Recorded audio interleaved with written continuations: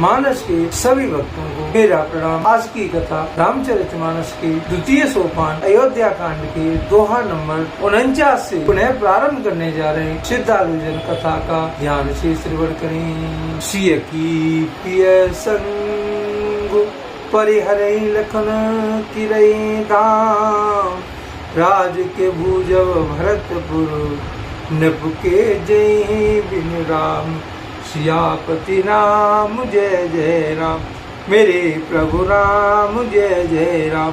मंगल भवन मंगल हारी, द्रबहु दशरथि अजर बिहारी।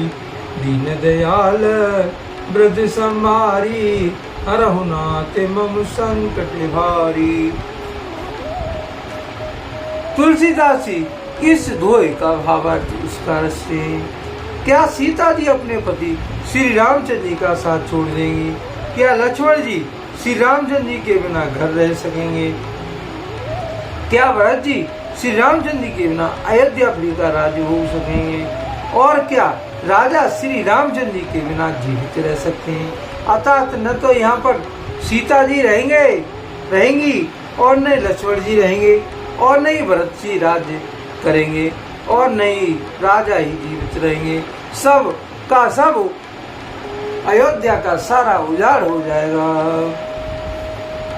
असी विचारे और छाड़ो को शोक कलंक कोट जन हो, भरत अवसि देहु जुबराजू, कानन का राम कर काजू। हृदय में ऐसा विचार करके वो छोड़ दे, शोक और कलंक की कोठी मत बनो, भरत को अवश्य राजपद दो। पर श्री रामचंद्र जी को वन में क्या काम है? नाहिन राम राज के भूखे, धर्म धुरीन विषय सिरू के। गुर गृह बसो राम तज गेहू, नपसन असे बरो दूसर लेहू।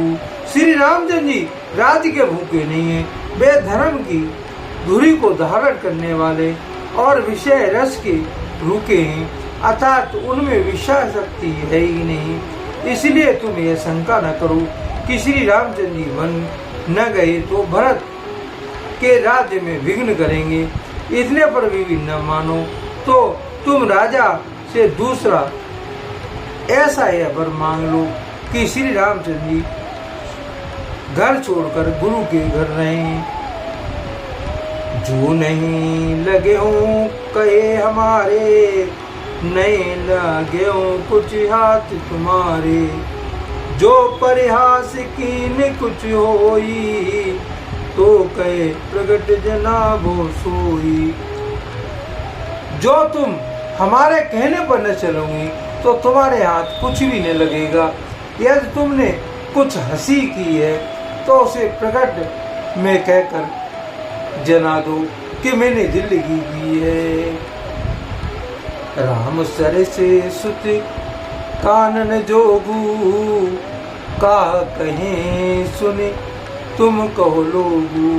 उठो बेग सोए करो पाई, जय विद शोक कलंक नसाई।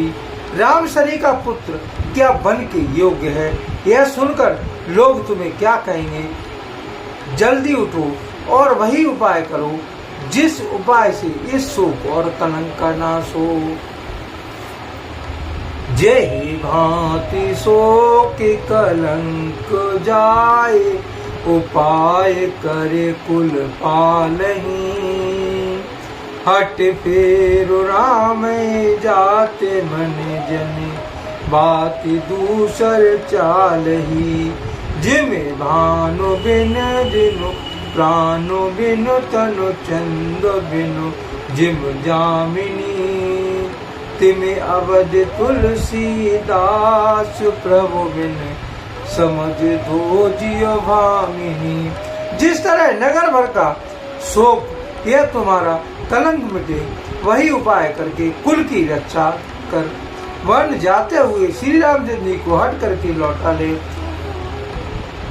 दूसरी कोई बात न चला।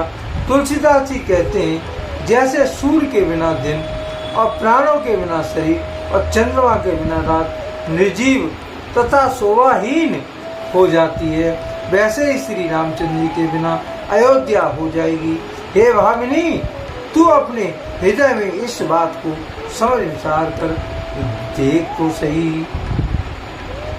सखी सिखावन दीन सुनत मधुर परिणाम हित, ते कुछ कानन कीने कुटिल प्रबोधी कुबरी। इस प्रकार सखियों ने ऐसी सीख दी जो सुनने में मीठी और परिणाम में हितकारी थी, पर कुटिला कुबरी की शिकायत पढ़ाई हुई कैकेयी ने इस पर जरा भी कान नहीं दिया। उत्तरों न दे दुसै ईर्ष रूखी, मृगे चितै जन बागिन भूखी, व्याध असाध जान तिन त्यागी, चली कहते मंद मत अभागी।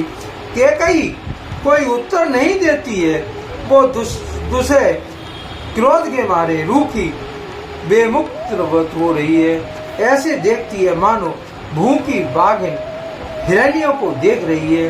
तब सखियों ने रोग को असाध्य समझकर उसे छोड़ दिया। सब उसको मंद बुद्धि अभागिनी कहती हुई चल रही। राज करत ये देव बिगोई, कीन से अस जस करे न कोई, यह विधि बिलपै पुर नर नारी, देह उचाले कोटिक गारी। राज करते हुए इस कैकेयी को देव ने नष्ट कर दिया। इसने जैसा कुछ किया वैसा कोई भी नहीं करेगा। नगर के सब स्त्री पुरुष इस कार्य लाभ कर रहे हैं और उस कुचाली कैकेयी को करोड़ों गालियां दे रहे हैं। जर ही विषम जर ले उसासा, कवन राम बिन जीवन आसा, विपुल वियोग प्रजा अकुलानी, जन जल चर गन सूकत पानी।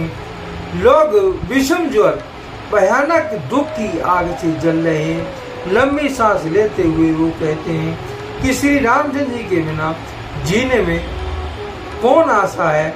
महान वियोग की आशंका से प्रजा ऐसी व्याकुल हो गई है मानो पानी सूखने के समय जलचर जीवों का समुदाय व्याकुल हो जाता है।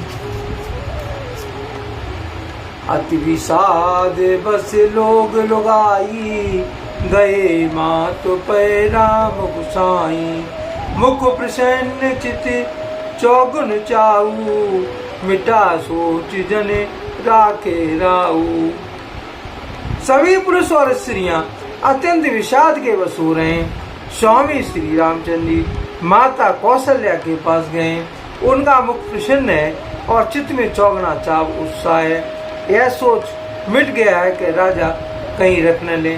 श्री रामचंद्र जी को राज तिलक की बात सुनकर विषाद हुआ था कि सब भाइयों को छोड़कर बड़े भाई को मुझको ही राज तिलक क्यों होता है। अब माता कैकेयी की आज्ञा और पिता की मौन संमति पाकर वह सोच मिट गया है। नव गयंदु रघुबीर मन, राज अलाने समान, छूट जान मने गवन सुने, उर आनंद यदिकान, सियापति राम जय जय राम, मेरे प्रभु राम जय जय राम। मंगल भवन अमंगल हारी, द्रबहु सुदशरथि अजर बिहारी, दीन दयाल वृद्ध संभारी, हरहुनाथ मम संकट भारी। तुलसीदास इस दोहे का भावार्थ इसका लिखते हैं। श्री रामचंद्र जी का मन नए पकड़े हुए हाथी के समान और राज तिलक उस हाथी के बांधने की कांटेदार लोहे की वेणी के समान है। बन जाना है यह सुनकर अपने को बंधन से छूटा जानकर उनके हृदय में आनंद बढ़ गया है। आज के लिए कथा का यहीं पर विराम देता है। यदि मुझसे पढ़ने में कोई त्रुटि हो गई हो तो राम सेवक जानकर मुझे क्षमा करें। यदि आपको रामचरितमानस की कथा पसंद आई हो तो कमेंट में जय श्री राम अवश्य लिखें और अपने प्रिय मित्रों को कथा का शेयर करें। धन्यवाद। जय श्री राम।